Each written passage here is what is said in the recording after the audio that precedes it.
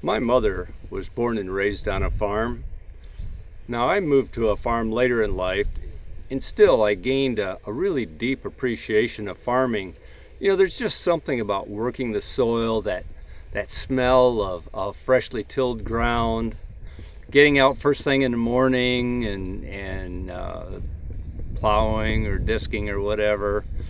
And then when you're out in the fields, you see the wildlife. But it's a way of life that kind of gets underneath your fingernails. It gets in your blood. But it's more than just that. Farming is a way of life. It's not just a job. It's not a way to make money. As a matter of fact, most of the farming people I know, they make money. They have to survive. But that's not their primary goal. They just dearly love the farming. And there's something about growing crops or raising livestock that it just doesn't compare to anything else.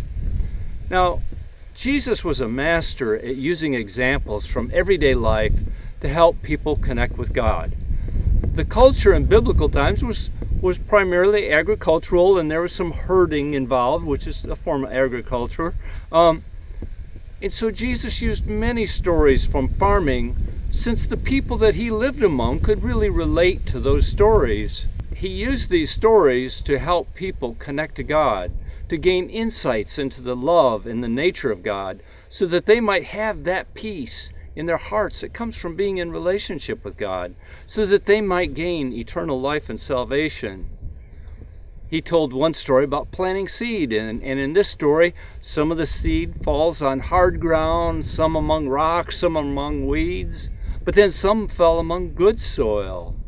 And then he told a story about an enemy that planted weeds in a farmer's wheat. Then he told a story about a shepherd who had a large flock of sheep, but he lost one of them. And so he secured the 99, but he went out and he looked for that lost sheep just so he could bring that sheep back into the fold.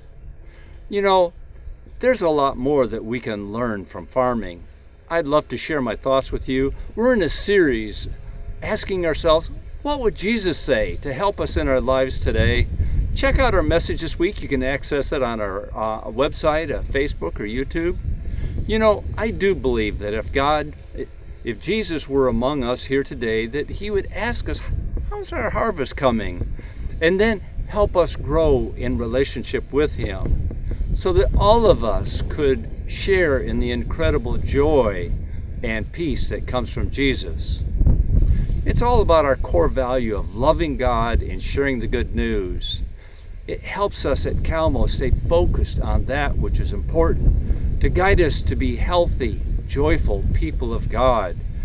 Exploring what would Jesus say helps us to understand and to keep centered on our core value.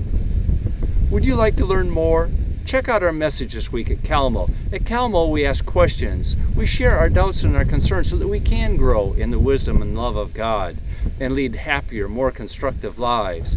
Check us out at Kalamo. I love to talk with you. I'm your neighbor, Jerry. I'm pastor at Kalamo Church. Have a great day. Have a great week. And see you. Bye for now.